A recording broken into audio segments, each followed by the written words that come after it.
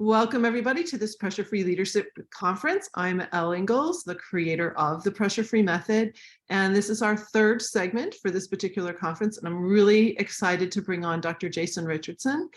We had a fantastic talk a couple of weeks ago, and I'm just really excited to introduce you to the people who have come on here live and also those who are catching the recordings after the event. So Jason, I'd love for you to just dive in here and share a bit about yourself. Yeah, there's a lot of bits.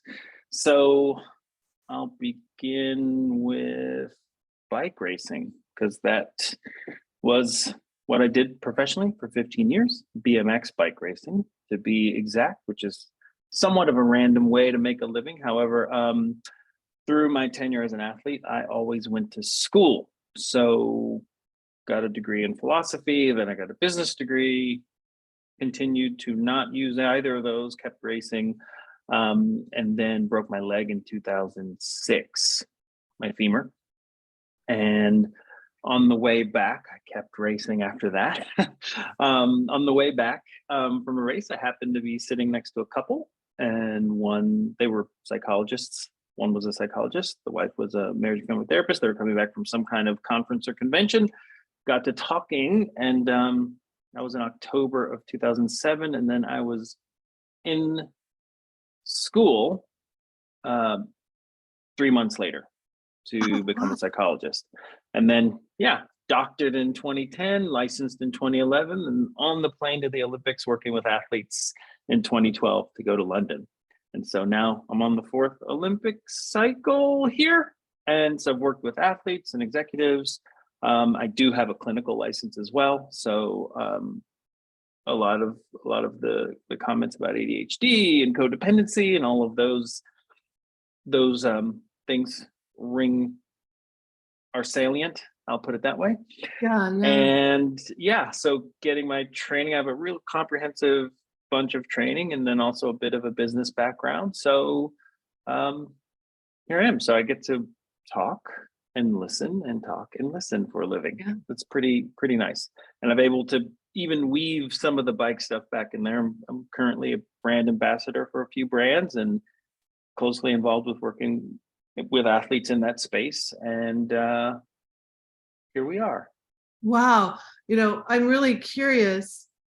If you don't mind saying, how old were you when you decided to go into psychology? Because you've been doing things for a while. So right? it was no spring chicken. So I was when I crashed and broke my femur, at the time I was the oldest person at the elite or pro level. Okay. So it would have been no big deal for me to go off into the sunset after that crash. Right. No one would have been surprised. It was almost expected a little bit that was it for me. So I was 30. So that was 2006. So 32. Wait, okay. No, my math is off. 74 to 2004 is 30. Yeah, I was 32. Okay. Yep. And so I raced until I was 34. So I went back to school 34. 34. So I've had several careers within a career. Yeah, it's fantastic. I love it. Yeah, which is great because when I work with some of the younger, everyone's younger, a lot of people are younger than me now. But when I work with, we'll just call it school age people, more late high school through college age. Mm-hmm. This concept of time is, there's a lot of things that seem to take a lot of time. School takes a lot of time, law school, becoming a doctor, whatever it may be. Right. And the benefit of that is, well, one, you can pick what you want or what you think you want and move in that direction. And two, you're allowed to change direction. So that's the beauty of this thing. And so just kind of using my own example, but then other examples as well, where people go and retrain themselves to do something else, I think helps relieve the pressure. I think a lot of people think they have to have it all figured out, whatever that means, whenever they're going into a thing. And in truth, it's more like, well, one, you don't have to have anything. That's kind of one of my brutal. I believe in brutal honesty and radical acceptance. So that kind of fits within the realm of that. You don't have to do anything, but when we choose something, there's this sense of, I have to have it figured out. I need to know it's going to be successful. Pick your cliche, and it makes sense, because otherwise, why would you choose it? That said, you don't get the benefit of knowing certain things until you get involved into an endeavor. But the Right. beauty is, to me, the beauty is in choosing and moving in the direction. And then when you move in that direction, it's then that you will find, oh, I'm really suited to do these things, or oh, I really don't like these things, or oh, this thing is really fulfilling to me. So it's kind of in that traveling and in the journey that you kind of start to see not only what you're made of, but what you're willing to become, Right. I put love yourself that. through. Yeah. I'm writing that down, what you're willing to become. Hmm. That's You really, get to pick. yeah, yeah. One of my favorite things. You pick. You pick. You pick. You can change it. Yeah. Yeah. I mean, so that's the interesting thing, because it sounds somewhat antithetical to commitment and being all in, but I think that's actually part of it. Because I Yes. think what happens is, people pick something, and then because of the uncertainty, or because they don't know, then they're kind of halfway, and then you Yeah. have a backup plan. And it's like, no, plan A is, to me, what kind of life do I think I want? And plan B are just, plan B or C or D or E or F are just other ways to get to that life. Hmm. It's not a different life Yeah. necessarily. Yeah. I'm thinking about how, so my husband started in engineering at Michigan, failed out junior year, hated it. Hmm. His dad was an engineer. I get this with a lot of my Hmm. high school, college, like, well, my father was a lawyer, my mother was a doctor. Like, Hmm. so they're going into those fields. He hated it. And it wasn't until like years later, he's in another school and a business professor says, you're a really great writer. You should think about like moving into writing. Hmm. So then he kind of moves over in there. Then he gets back to Michigan, and another professor, fiction professor, is writing, goes, you're not a fiction writer, you're a poet. You really should start writing more poetry. And then he wins Yeah. the Hopwood in poetry. Like, it's like engineering to poetry. Right? Right.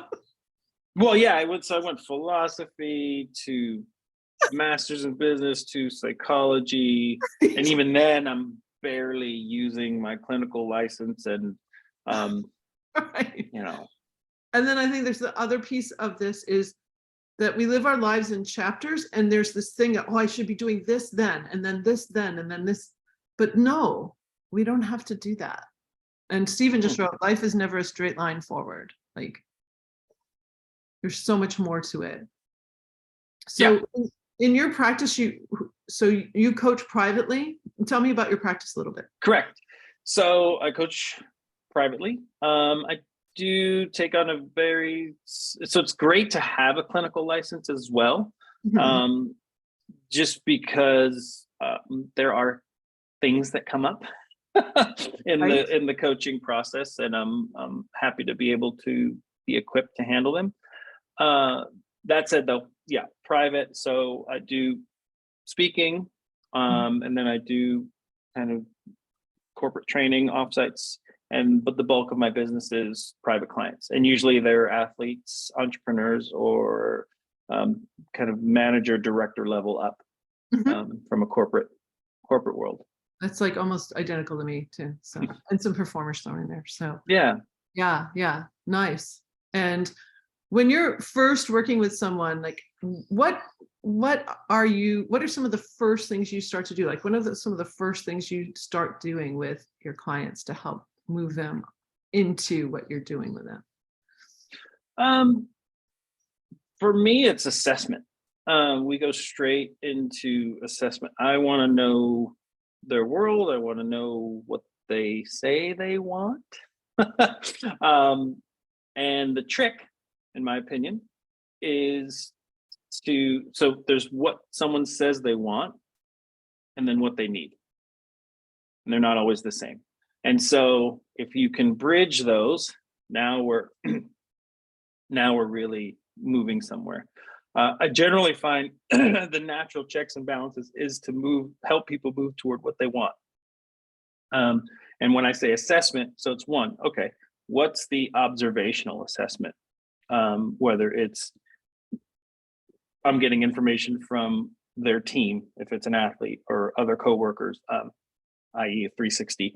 And then there's a clinical assessment of sorts, just by training, checking in to see how they are emotionally and health-wise and just kind of daily habits. And then there's another assessment, which I do, which is the personality, big five. So the 5 domains of personality. So I do that. And then we burrow in on all of those things. I like to take into the account the personality. Sometimes I'll have them go do a Gallup strengths just to layer that onto it. But then we can see how they're showing up. And we think of, I like to ask my clients to think of things in the ways of compensation or development, right? Then development is building the muscle, and compensation is, for lack of a better term, outsourcing it. So wait, I want to write that down. I like this a lot. So say that again. So development and compensation, right? So in a personality, you do personality assessment, you get to see how extroverted or introverted they are, how driven they might be, how conscientious they might be, how much they might tend to worry, how resilient they are or not. And when you start delving into these personality domains and the subtraits, the client sees, oh, wow, no wonder I'm so tired after a meeting, or no wonder I feel energized after, whatever it might be. And that's because those things lend to your personality.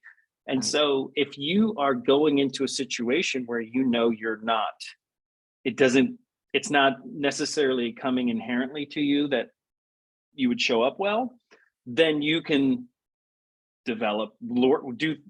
create strategies to develop in that area, and or compensate for those things. So if you're not an extrovert, let's say, and you are leading the meeting, right? Because you have to, right? Maybe the person you hired, wasn't there, or you're on deck and you didn't plan to be, and you're an introvert.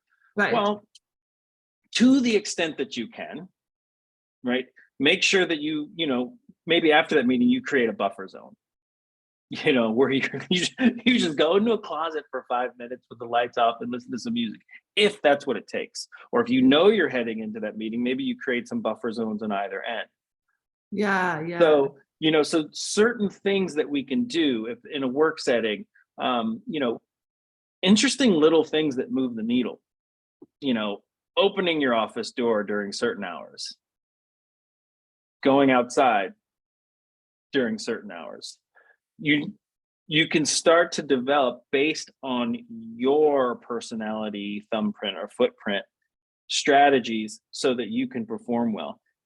On top of that, maybe you are considering a change in career or lifestyle. Then that helps you make better decisions, because then you can choose something that you're more suited to do or comes more naturally for you. And then you also have the ability to plan ahead for the things that maybe are more difficult for you. Hence my career. I'm very good at admin, and I hate it. So right. I chose a career where there was only just enough admin. Right. I tend to be more extroverted. I tend to be more thoughtful. And so speaking and working with people, and I tend to be futuristic. And so those things, and driven and crave more achievement, all that stuff checks out on my personality traits and my strengths. And all of those things come into play when I'm working with someone else. Oh my gosh. Yeah. It's like, I'm really good at finance. I'm really good at it. And I was creating a financial business when I started my business in 2010. And my mentor said, I don't really think this is what you should be doing. Yeah. And so the interesting thing to that is because you're good at it doesn't mean it has to be for other people. It can be for you. Correct. That's right. Yeah. So bikes are a thing for me. They always have been. I enjoy them. I love them. That's my hobby. It's kind of, well, it's actually heavily work related. But if it's not work related, my feelings aren't hurt because it's mine. That's right. Yeah. Right. So My that's one kids of the do other make things I me, say. So the whole passion thing and might be overrated as it pertains to work. But I always say, if your passion doesn't pay, do something that pays for your passion. there you go too. Yeah. Mhm. Mhm. Yeah. We have And something now we can coming start. from, Go ahead. we have something coming in from one of the Yeah. people on here. Mikey says, one of my favorite illustrations, I think it was when we were talking about, what's happening in our life and what the influence is, said, let's see, said the same thing when asked what happened in their life. One was an alcoholic, the second Mhm. was a successful businessman. They both said, I had no choice. My father was an alcoholic. Yeah. The So choice. that's interesting, right? So to go a little deeper, I mean, that is the that goes all the way back to the Bible, Cain and Abel. Literally. I mean, there's the two brothers. Two brothers. We see it in movies. We see, the light side, the dark side, the latest Star Wars. You have the I forget their names, but a brother and sister. One's on the dark side, one's on the light side. Same family. So when we're born into the world, who we are, our personality traits, how the world receives us, how we perceive the world, all goes through this filter, which is our brain, and then we try to make sense of it. And we don't know everything. And because we don't know everything, we tend to fill in the blanks. And sometimes we fill in the blanks with stuff that doesn't serve us. And sometimes we fill in the blanks with stuff that does serve us. However, both of those things work for us, if that makes sense. I'm going to say that again. Okay. We fill in the blanks with things that work for us, but they may not serve us. Okay, I'm right? So the alcoholic was filling in the blanks and coping in a way that's working for them, right? They're getting through, but it's not serving them clearly. And that's what we want. We want to be doing things that serve us. And when I say serve us, meaning like really enrich ourselves, who we are, and make us move forward in a positive, pro-social, healthy way. Yeah, yeah. And so if we are walking around with our fist balled up, and I'm not blaming someone for doing that, and we're harboring resentment and anger, then that leads to relatively dysfunctional relationships or behaviors or habits. Yeah. You might have a good reason for that. I don't choose when people are born. You don't choose when you're born. You may have good reason for that. However, the question is it productive? Mm-hmm. And those are the hard questions that every individual will be well served to wrestle with. Yeah, for sure. I'd like to take a moment and ask about you working with Olympic athletes. So yeah, of course. Tell us a little bit, just give us a little scene about what you do and how you work with them. Yeah, not much different, actually. Yeah. High performers come in all shapes, sizes, or everywhere on the personality spectrum. Usually when they come to me, it's interesting. They come to me either because they're frustrated and they're not moving in a direction they want, or they're very conscientious and they're making sure they have their team in order. Both are coming for this word right here, better or more. And so my job is to help them achieve all of that. And that's actually where this came from. Uh-huh. The happier piece actually came from more of the corporate clients, which I'll get into later. But yeah, so working with the athletes is much the same. I mean, they have a performance plan and a performance program. There's a lot of people around them. A lot of the work I do with them, oddly enough, outside of strategy and teaching them the mental skills to focus or visualize and kind of, what mindfulness looks like in that arena and what creating a performance plan looks like. A lot of it is mentoring and helping them be more of a professional in that space. And what I mean by that is, we look at the person on TV, or at least I remember looking at the person on TV, the football player, the basketball player, whomever it was that was a professional. They looked so grown and so adult. But the truth is, it's a 20-something-year-old kid. Right. It's a 20-something-year-old kid who's living their life in public. Right. It's a 20-something-year-old kid who may or may not have come from, money or a certain place. And then all of the sudden you're in this Olympic arena or professional arena. And the long lost uncle or dad shows up unexpected at an event.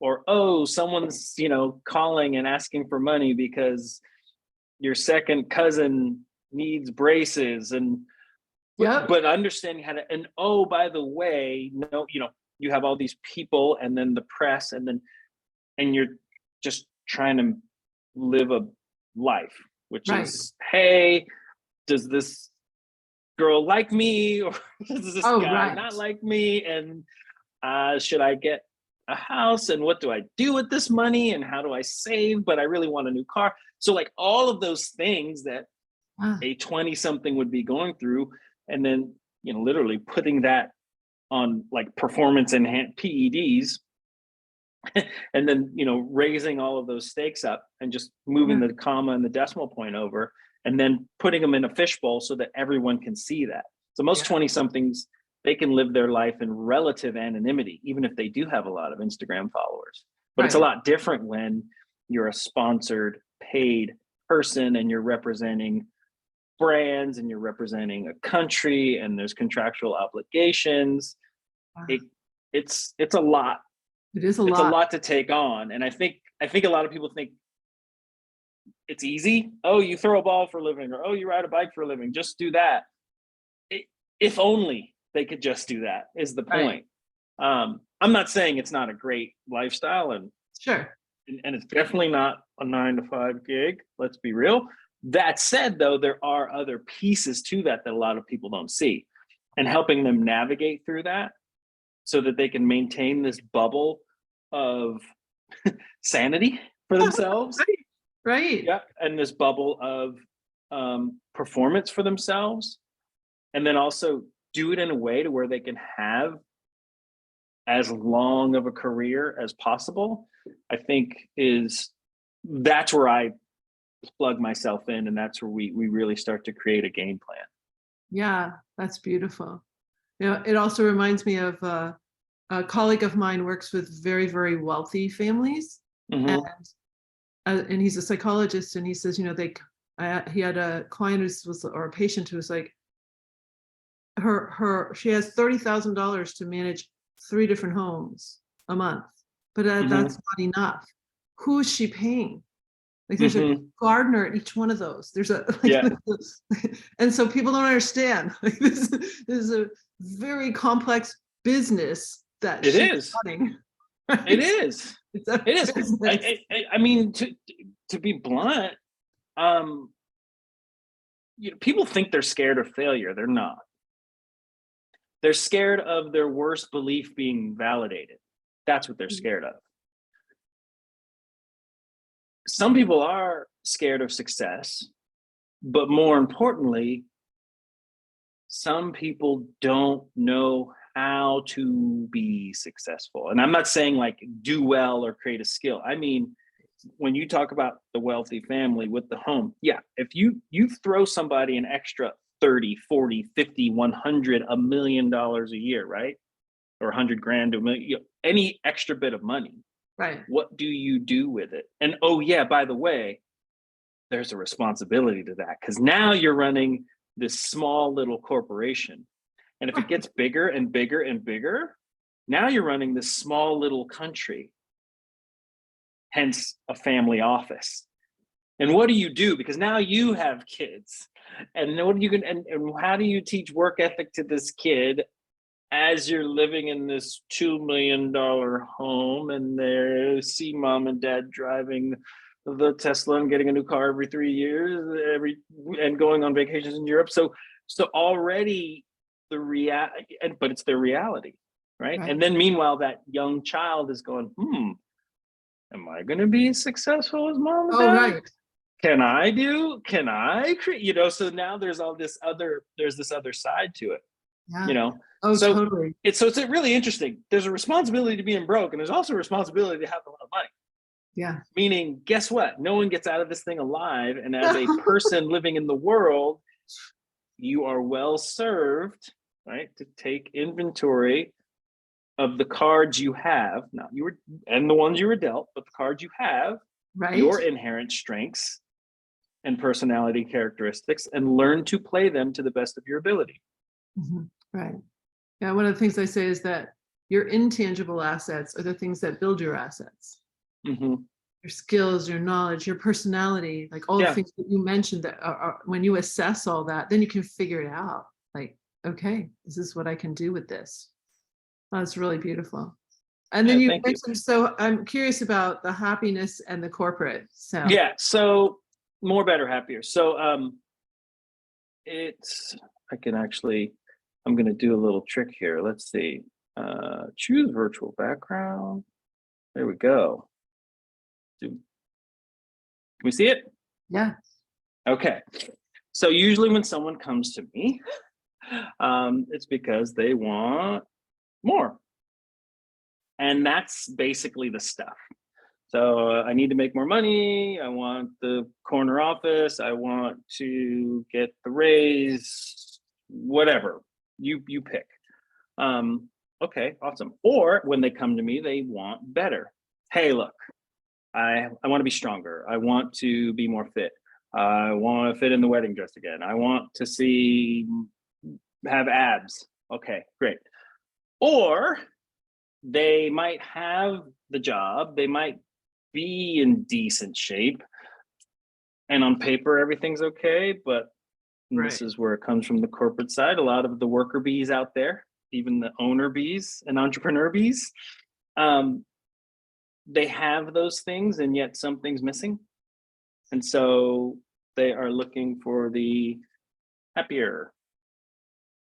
Okay. And so that was the whole genesis. Everyone was asking for one thing. They either wanted more, they either wanted to be better, or they wanted to be happier. And that's kind of, your relationships and your real health kind of there. Like, does your wife smile at you more often than not? Can your kids handle you when you're in the car together? Mostly, right? Are you in touch with your friends? Do you see your friends? Do you have friends? Right? Those kinds of things. And so we live life in silos and we compartmentalize, which there's a place to compartmentalize. But the truth is, people want more because they think it's going to give them something else. People want to fit in their wedding dress or be stronger because they think that gives them something else. People want the better relationships because they think that gives them something else. And guess what? We're all right. Everyone's right, but no one's really asking for the one thing, which is, what is that something else that more gets you? What's that something else that happier gets you? What's that something else that better gets you? And so if we can back out of that and design our life to the extent that we can, I'm not asking people to quit their job the next day. I'm asking people to really take an inventory and say, okay, this is where I'm at. These things I like, these things I don't. And to back out and say, okay, well, what does this look like if all of these things were in play? Because guess what? They are. And that, to me, is the one thing. It's hard to point. That's the one thing. To use a City Slickers reference, I'm aging myself. But that's where we find that fulfillment, right? Because and if you think about it, in order to get more, you do by default need to get better at something. Where these start to coalesce is where we see the success, where we see better and happier is where we see the health. And so if we can work this model, so back out and look at the whole playing field of life and start working the more, better, and happier, then I think we're moving towards something more fulfilling. I love it. Well, Jason, this has been fabulous. Thank you so much for sharing, for coming in. You're welcome. Thanks for having me. And as I've been telling everyone at the end of these, so when this goes into recording, you'll be getting links to everyone that's on here on the conference. And so for those of you who are on live, same deal. So we're going to stop this recording and pop into our next speaker now. So thank you so much, Jason. You're welcome. Take care.